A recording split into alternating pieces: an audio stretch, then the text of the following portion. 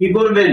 ওনাদের যে আর্থিক সচ্ছলতা আল্লাহ তাআলা দান করেছেন, তো ওনারা হাদিস অনুযায়ী এ ধরনের প্রতিষ্ঠানের সঙ্গে সম্পৃক্ততা রাখবেন এবং এ ধরনের প্রতিষ্ঠানে ওনারা ব্যয় করবেন, যাতে করে ওনাদের প্রত্যেকটা টাকা এ দুনিয়ার মধ্যে কাজে লাগে, পরজগতের মধ্যে ওনাদের জন্য নাজাতের ব্যবস্থা আল্লাহ তাআলা করে দেন। সকলেই বলুন আমিন।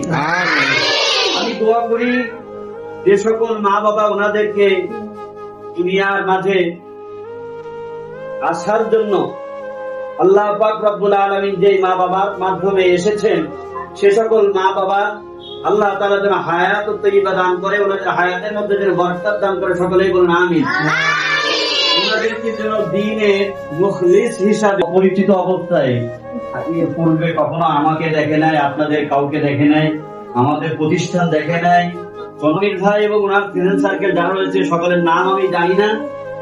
আমরা সকলে ওনাদেরকে নিয়ে দোয়া করি আল্লাহ তাআলা ওনাদের জন্য হায়াতুত তাইয়্যিবা তথা ওনাদের এই হায়াতের ভিতরে, জিন্দেগির ভিতরে, জীবনের ভিতরে যেন বরকত দান করে আল্লাহ পাক রব্বুল আলামিন, ওনাদেরকে যেন কল্যাণকামী করেন। সকলে বলুন আমিন।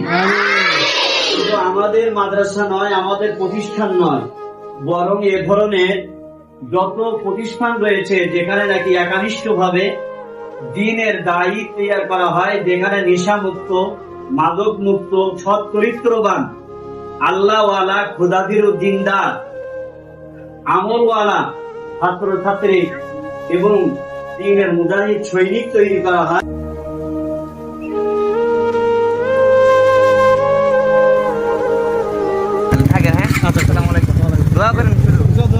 আচ্ছা, আসি। কি করতে পারি?